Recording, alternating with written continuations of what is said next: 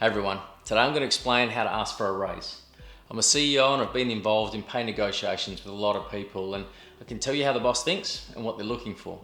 I'll break it down into 3 simple steps, including the number 1 tactic that's going to massively increase the chances of you getting that raise and making it a big one. Now normally I like to start with why, to explain to people why the topic that I'm talking about is important. The reason I do this is I find people are more likely to get started and more likely to stick with it if they know the reason why and why it's important and why it works. When it comes to you getting a raise, I don't think I need to give you any extra motivation. I'm sure you're already on board that this is something important to you. But I just want to reinforce a few things before we start. Firstly, if you have debt and get a 5k pay raise and pay down your debts faster, then it's reducing the interest you pay and slashing years off your loan. So it's actually worth more than the $5,000 raise. In fact, that $5,000 today could be worth $1 million in the future. If you get a $5,000 pay increase and invest that money each year, then you'll have about $1 million 30 years from now. So there's a good financial reason to get that increase sooner rather than later, but there's also a reason the process of asking for a raise is really important. That's because you can probably only do this once a year. If you ask your boss for a raise every month, then they're going to get sick of it real quick. So you have one shot this year and you want to make sure you give it everything you've got. It might even be best to wait a few months to ask at a time that gives you the best chance of that increase. Asking for a raise can be tough and it actually might feel uncomfortable. It's like that for most people, so they don't do it and they don't get a raise. So that's a key point to start with. If you don't ask, you don't get. If you're turning up to work early every day, you're putting in a solid day's work and adding value to the company, then you deserve a raise. You've worked hard, you've earned it, so go for it. And here's the reason you're getting paid the amount you're getting paid. And it's another favorite quote of mine, so write this down. You don't get paid for the hour, you get paid for the value you bring to the hour. Let me say that again because it's the most important point for today. You don't get paid for the hour, you get paid for the value you bring to the hour. So asking for a pay raise, therefore, is simple. All you have to do is show them how much value you bring. It might be simple, but it doesn't mean it's easy. But as we work through the 3 steps to getting a raise, I want you to keep that point in mind. So right now, you might not be very happy. You might have been watching this video looking for some hack or trick to getting paid more money while doing the bare minimum. Hacks and tricks might work in the short term, but in the long term, adding more value is what's going to get you more money. This video does have some simple hacks, but as a CEO that's hired many people over the years and increased pay for many of my staff, I can tell you that the most valuable staff get the best raise. Be so good they can't afford to lose you, and you're going to be in a much better negotiating position. The last point before I get into the 3 steps is that this is a negotiation, and you need to have a strong negotiating position. This includes being willing to look at other options. Everyone wants more money, so your boss is not just going to give it to you. You need to ask for more money, you need to show your value, and you need to let them know that you have other options. To be extreme, don't ask for a raise. You need to tell them you want a raise, and you need to look at other opportunities that are in your best interest. If you have that as a strong negotiating position, and you're willing to leave the company, then they'll be forced to pay you what you're worth. If you sit quietly in the corner and don't ask for a raise and you aren't willing to leave, then you're a lot less likely to actually get a raise. So, step number 1 in asking for a raise is to add more value. This can be easy in some jobs as your output is easily measured. Sales, perfect example. If you work in sales and your sales figures are measured, then you can see your results. If you watch videos on sales and negotiation and dealing with people, then you should be able to increase your sales. When you do that, you're adding more value to the company and you can ask for a raise, confidently knowing that you're delivering more than when they initially set your pay. And ideally, you can demonstrate that you're outperforming other people doing the same job. Some jobs, on the other hand, are harder to measure, but do all you can to look for ways to measure anything you can. If you can measure how many extra hours you work, how many days you've had off sick, ideally none, how many widgets you produce, how many calls you took, or how many issues you resolved, then it's all going to help build your case. One of my favorite books, and the perfect book for all employees, is The 7 Habits of Highly Effective People. I'm working on a video to summarize that one, so you don't have to read it. Just make sure you subscribe and watch that when it lands. Habits like being proactive, beginning with the end in mind, and putting first things first, they're going to help you have this better attitude, understand the end goal, and make sure you're working on the right things at the right time. They're great individual habits, and the first 3 habits from the book. They make you a better contributor to your team.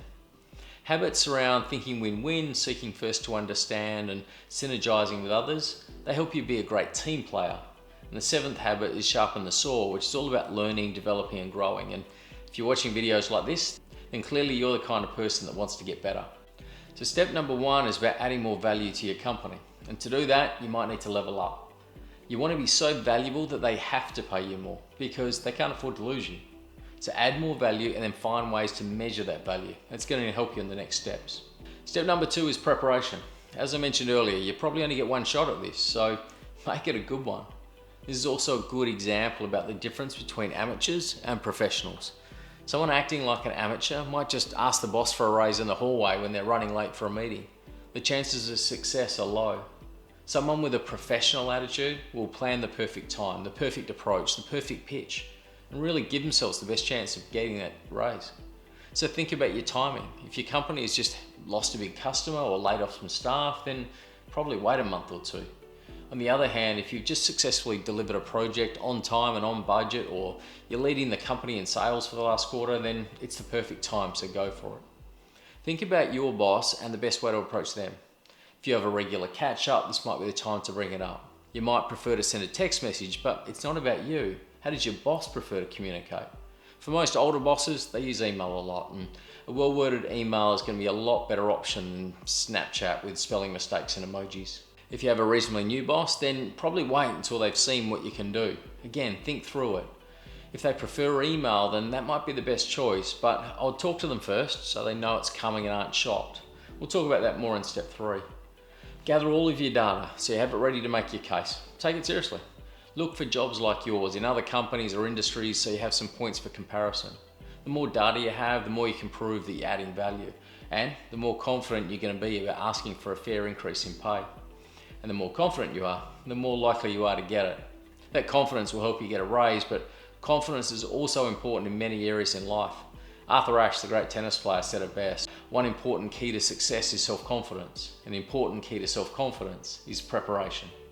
So step number 2, make sure you prepare. The third and final step is to actually ask for the raise, obviously, the most important step. Be really smart about the language you use here. Instead of saying something like, hey boss, I'm broke and have lots of debt, so you owe me a raise. Instead, go with something like, hey boss, I've been working really hard for a while now. I've completed a number of online courses in my own time. I've been delivering my projects on time. My figures show how much value I've added. And I'm doing a number of senior tasks now that went on my job description when I started with the company and where my salary was set. Is it okay if I send you an email outlining what I've been doing for the company lately to sort of start a conversation on my pay, my role, and also my future? Pretty much every boss is going to say yes to this, and you've now started the conversation. But it was a really soft and easy way to start the conversation. It was easy for your boss to say yes. And we want them to get used to saying yes to you. Marching into the boss's office and demanding a raise outright or threatening to leave is going to put your boss on the back foot. It's going to make them feel defensive, and they'll start looking for reasons to say no so they can sort of get back in control of that conversation.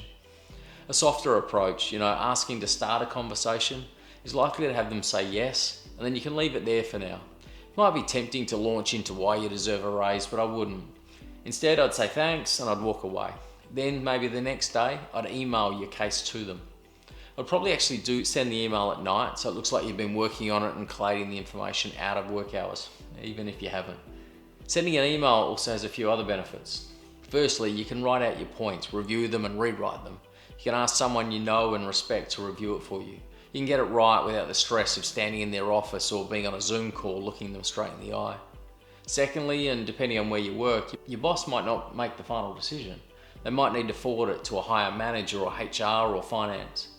So if you've clearly articulated your case in writing, then when they forward that on, the next person up the email chain can see all the points you've laid out, which is going to give your case more strength. Lastly, if you don't hear back in 1 or 2 weeks, then you can forward it back to your boss and ask if they've had a chance to consider it, and then you can ask for a meeting to sort of keep that momentum. And here's the number 1 tactic when it comes to asking for a raise. Don't tell them how well you are doing. Show them. If you just say you're a hard worker, then that's kind of subjective. If you show them your sales figures are well above average, if you show them how much you've increased your output, if you show them how much you've saved the company, if you use numbers or charts to show them just how much you're delivering, they'll find it a lot more compelling and a lot harder to argue with, which will massively increase your chance of a raise and also increase the amount you'll get. If you can show that you're doing tasks of a more senior person, that you save the company money or increase sales, to bring in, say, 20K more profit to the company, then asking for a 5K raise is going to be really easy. So that's it. Step one is to add more value. Remember, you work for a company, and while they might have a really nice mission statement on their website, their ultimate goal is to make money. So if you help bring in more sales, reduce costs and increase profits, then you're a lot more valuable to them. Find ways you can measure your output compared to where you were when they hired you, so you can demonstrate you're adding more value now. Step two is to prepare. Act like a professional, not an amateur. Collate your data, pick your timing, think about your approach. You're only doing this once this year, so let's do it right. And step three is to just do it. Mention to your boss you want to start a conversation and follow up with a professional email, clearly showing them how much value you add and why they can't afford to lose you. And if you don't get that raise, you've got a tough decision. To be honest, the biggest pay increases you're going to get are going to be when you move to a new company, particularly to a more senior position. You don't want to be hopping jobs every 6 months, but if you stay with one company for 30 years, then your pay increases will always be little small percentage increases. That's fine most years, but every 3 to 4 years, it's going to be a big boost to your income and help you financially if you get a big 10 or 20% jump in pay. So keep your options open. Sometimes the best way to get a raise is to leave. I want to help you reach financial independence, and the more income you have, the more you can do faster. So deliver more value to your company and get paid what you deserve. You need to take charge and have a plan for your life, because if you don't have a plan, then you're going to fall into someone else's plan. And guess what they've got planned for you? Not much.